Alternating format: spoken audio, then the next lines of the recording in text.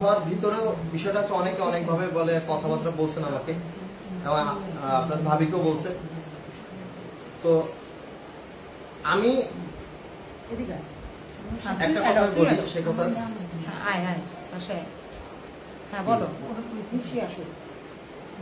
তো এই যে বিষয়গুলো হয়েছে, এত গ্যাঞ্জাম, এত কথাগতি, আমি একটা জিনিস দেখতেছি, সব দিকে সবাই ঠিক আছে, বেলা শেষে আমরাই খারাপ।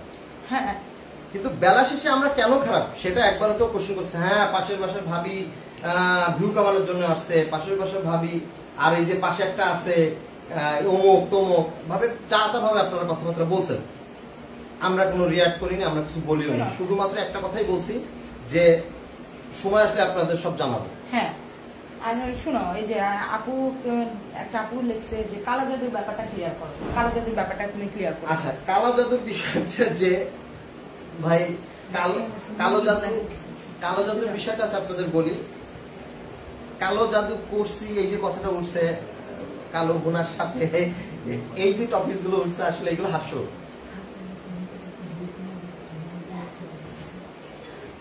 কালো জাদুর ব্যাপারটা আসলে আমরা কালো জাদু কেন তাদেরকে করবো, তাদের ব্যাপারে আমরা কালো জাদুর ব্যাপার জানি। আর কালো গুনার যে ব্যাপারটা সেটা বলি, সেটা আহাদ ভাই, তিশা ভাবি সবাই মিলে আমার হাজবেন্ডকে ফোর্স করছে যে আপনি একটু কালো ভুনা করে খাওয়ান, আমাদেরকে কালো ভুনা করে খাওয়ান। সেই জন্য আমরা কালো ভুনা, আমার হাজবেন্ড রান্না করতে পারে তাই কালো ভুনা করেছে। আমাদের কিসের ঠেকা পড়ছে আপু বলেন তো, আপনারাই বলেন, ওনাদেরকে কালো জাদু করতে যাবো কেন? আমরা কালো জাদু করতে যাবো? ঠিক আছে, কেন আমরা কালো জাদু তাদের করবো? সে কি আমার সত্যি লাগে? সে কি করলো? তার সাথে আমার বেজালটা যে জায়গাতে হয়েছে সেটা আমি আপনাদেরকে বলবো। সে আখি ভাবিকে ফোন দিয়ে বলে আমি নাকি তাদের জন্য কালো জাদু করছি। আখি, তুই ঠিকই বলছস, তুই ঠিকই বলছস, পাশের বাসার ভাবি কালো জাদু করছে। এই তোমাদের ভাবি না যে আমাদের খুব কাছের মানুষ, সে তুই তাকে চিনিস না? তিশাকে নাম আখি ভাবিকে নাম ধরে বলছে। আখি ভাবি সেটা লাইভে ক্লিয়ার করছে, আখি ভাবি সেটা লাইভে ক্লিয়ার করছে।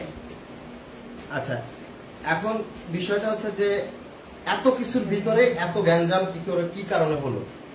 হ্যাঁ, আজকে কতদিন হবে আপনাদের ওদের সাথে আমার গ্যাঞ্জাম সব সময় ওরা আমাদেরকে মানে কি বলবো, এগুলা বলতে গেলেও আমার রুচিতে বাড়তেছে যে একটা মানুষ কতটা মানে নিচে নামতে পারে, তাদেরকে দেখলে বোঝা যায়।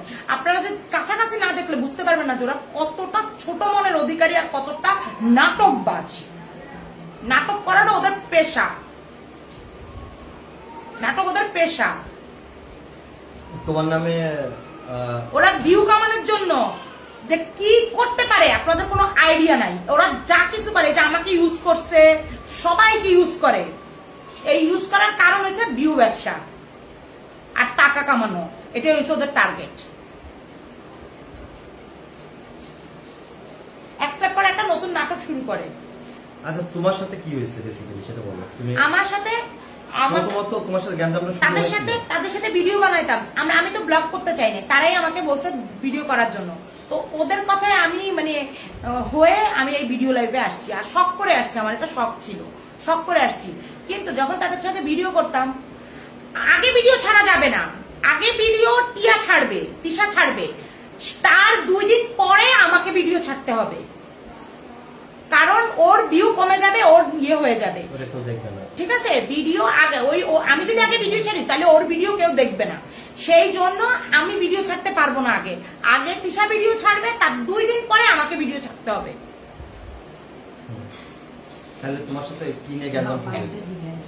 ওদের সাথে আমার মেন আগে থেকে মন কালাকালি কষ্ট ছিল, কিন্তু মেন ওদের সাথে আমার ক্যাপশনটা গঞ্জামটা হয় বার্থডে থেকে, সানিমের বার্থডে থেকে। সানিমের বার্থডের দিন আমরা সবাই মোটামুটি আনন্দ করছি, ভালোই ছিল।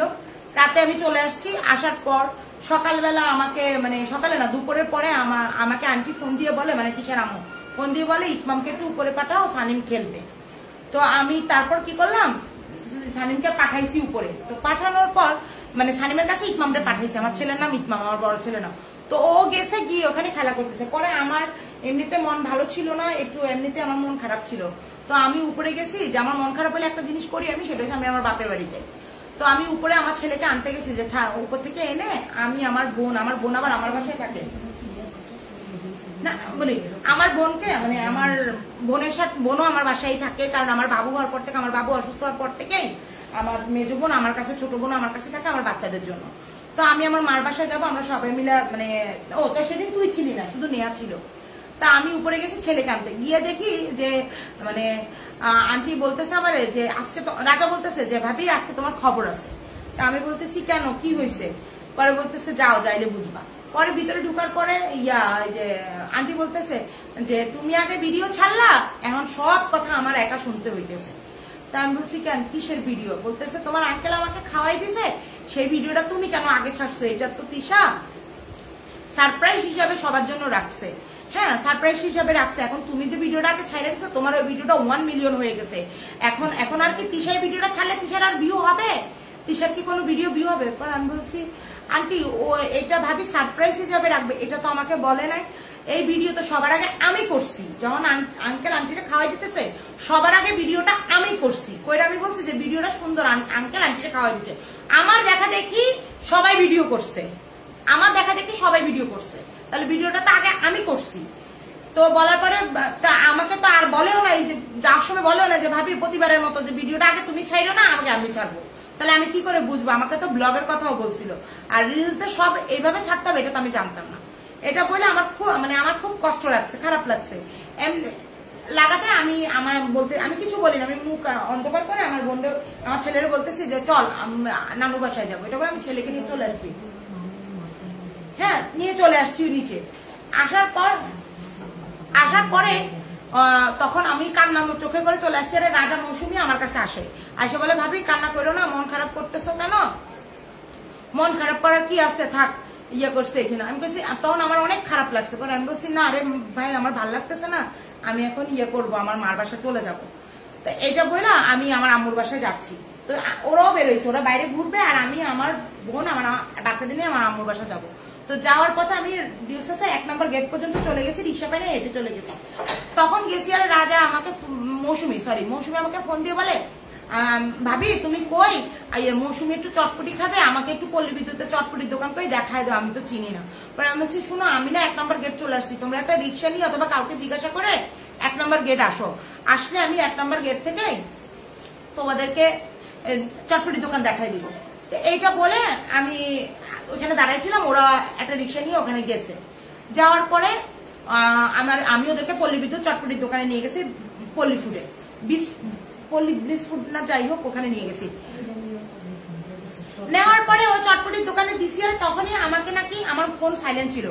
আহাত ভাই কিসভাবে আমার ফোন দিচ্ছে আমি দেখি নাই। তো রাজাকে ফোন দিচ্ছে, রাজা বলছে ভাবি সব চটপটি খাইতে আসছি। এইটা বলছে আরে তিশা আমার হাজবেন্ডকে ফোন দিয়ে যা তা বাসায় ভাবির থেকে আমি এটা আশা করি না। ভাবি এত স্বার্থপর কেন? রাজাকে চিনছে কার মাধ্যমে? সে রাজাকে নিয়ে বাইরে যায় কেন? এই সেই যা তা ভাষা গালাগালি না সরি মানে অসম্ভব খারাপ ভাষা কথা বলতেছে। তখন আপনার মানে তোমাদের ভাইয়া বলতেছে ভাবি ইভানা এমন মেয়ে না, আমি আগে ব্যাপারটা শুনিনি তারপর আপনাকে বলি, আপনি এইভাবে কেন বলতেছেন? এখানে কোনো ভুল বুঝাবুঝি আছে? কোনো ভুল বুঝাবুঝি নাই, কোনো কিছু নাই। আর রাজা মৌসুমী আমারে না বইলা কেন চটপটি খাইতে গেছে? ওরা আসুক আসতে বাসা ওরে ঘাট ধরে বের করে দিব। এইটা বলে ফোন কেটে দিছে। তারপর আমি বাসায় আমার আম্মু বাসায় চলে যাই। তো চলে গেছি। যাওয়ার পরে আমি আসছি, যাওয়ার পর আমার তোমার ভাই আসার পর তোমাদের ভাইয়া নিয়ে আবার রাতে আমি বাসায় চলে আসি, আসার পর তোমাদের ভাইয়া আমাকে নিয়ে উপরে 8 তলায় যায় তাদের সাথে কথা বলার জন্য।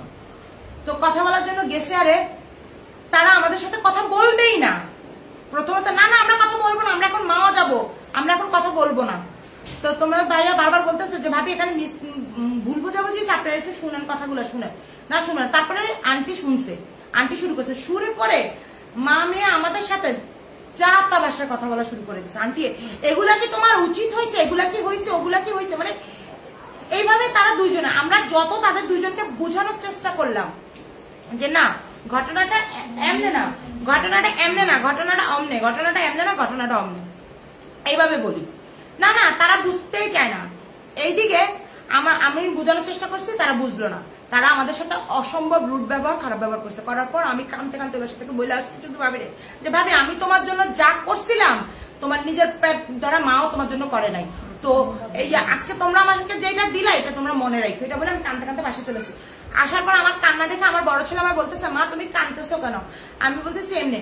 বলে আম্মু তুমি কান্দো কেন? জানো তিশা আন্টি আর তিশা আন্টির মা তোমারে নিয়ে উপরে অনেক বাজে বাজে কথা বলছে। আমি বলি কি বলো বাবা? আমার বড় ছেলে আবার আমার নামে যদি কেউ কোনো কিছু বা তার ফ্যামিলি মেম্বার নামে কেউ কিছু বলে, ও ওইটা এসে সাথে সাথে আমাদেরকে বলে দেয়।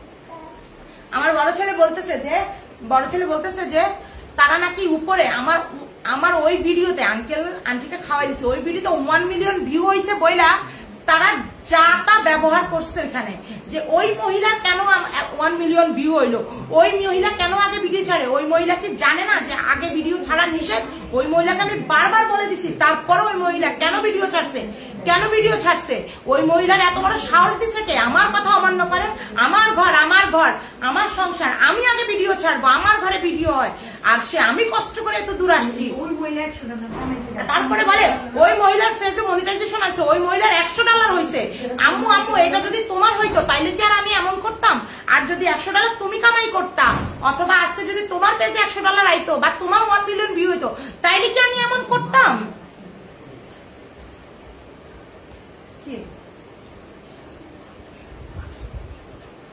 এটা করতাম এইভাবে, মানে